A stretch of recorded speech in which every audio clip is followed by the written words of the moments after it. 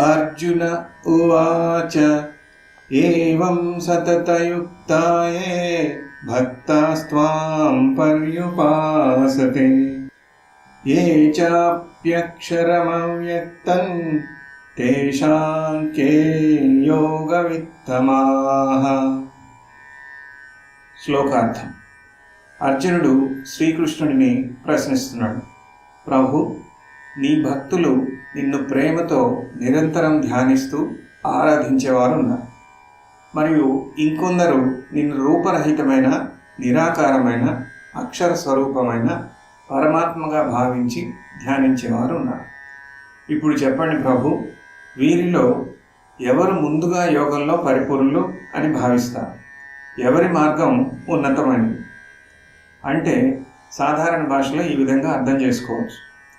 ఎల్లప్పుడూ నీ యందు మనసు లగ్నం చేసి నీ సాకార రూపాన్ని శ్రద్ధతో కొలిచే భక్తులు ఉత్తములా, లేదా ఇంద్రియాలకు గోచరించని అవ్యక్తమైన పరబ్రహ్మమును ఉపాసించేవారు, నిరాకార భగవంతుడిని ఆరాధించేవారు ఉత్తములా?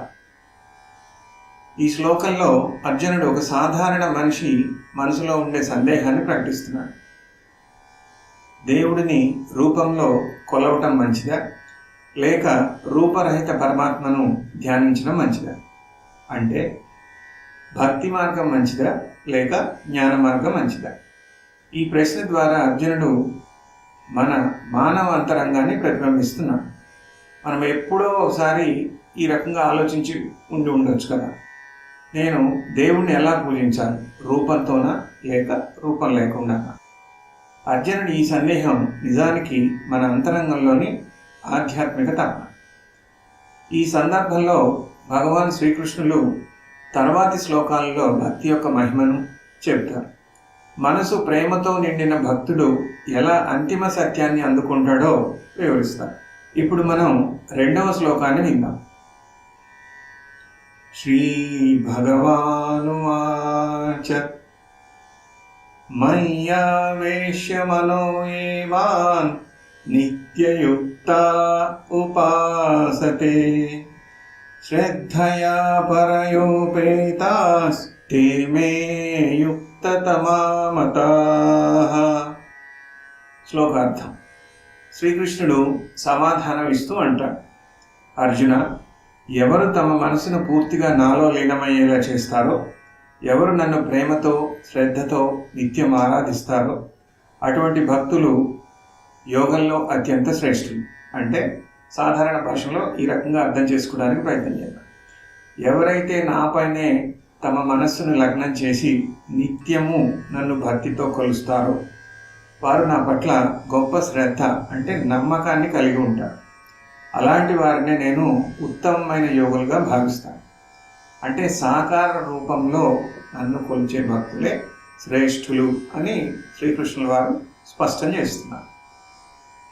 ఇక్కడ శ్రీకృష్ణుడు అర్జునుడికి ఒక స్పష్టమైన జవాబిస్తున్నారు.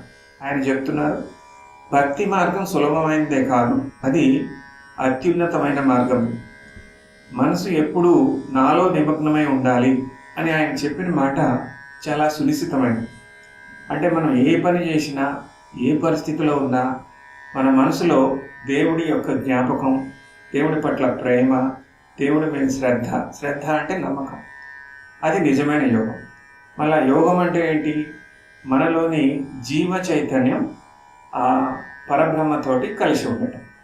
ఇది కేవలం పూజలు చేయటం కాదు, దైవం పట్ల మనసులో ఉండే ప్రేమతో కూడిన అవగాహన. భగవాన్ చెప్పిన శ్రద్ధయా పరయోపేతాస్ అన్న మాట కూడా చాలా ముఖ్యమైనది. శ్రద్ధ అంటే కేవలం విశ్వాసం కాదు, ప్రేమతో కూడిన దృఢమైన నమ్మకం. దేవుడు ఎప్పుడూ మనతో ఉన్నాడనే అంతరంగ భావం. కాబట్టి ఈ శ్లోకం మనకి చెప్తున్నది ఏంటంటే, దైవభక్తి అంటే భయం కాదు, దైవభక్తి అంటే సమర్పణ. మన మనసు, మన ఆలోచనలు, మన శ్వాస అన్నీ దైవ చైతన్యంతో మమేకమవటం. ఇలాంటి వారినే శ్రీకృష్ణుల వారు యుక్తతమ అంటే సర్వోత్తమ యోగులుగా అభివర్ణించారు. ప్రియమైన శ్రోతలారా, ఈరోజు మనం అర్జునుడి ప్రశ్నను, శ్రీకృష్ణుడి జవాబును విన్నాం. ఇది భక్తి మార్గం యొక్క ఆరంభం. ఇంకా ఎన్నో సునిశ్చితమైన సత్యాలు మనం ఈ అధ్యాయంలో తెలుసుకోబోతున్నాం. తదుపరి ఎపిసోడ్లో మనం 3వ మరియు 4వ శ్లోకాల భావాన్ని అర్థం చేసుకోవడానికి ప్రయత్నం చేద్దాం. అప్పటి వరకు మీ మనసు ప్రశాంతంగా ఉండాలి, మీ శ్వాస మృదువుగా ప్రవహించాలి, మీ హృదయం భక్తి తరంగాలతో నిండిపోవాలని కోరుకుంటూ మీ host doctor M V Sai Kumar. నమస్తే.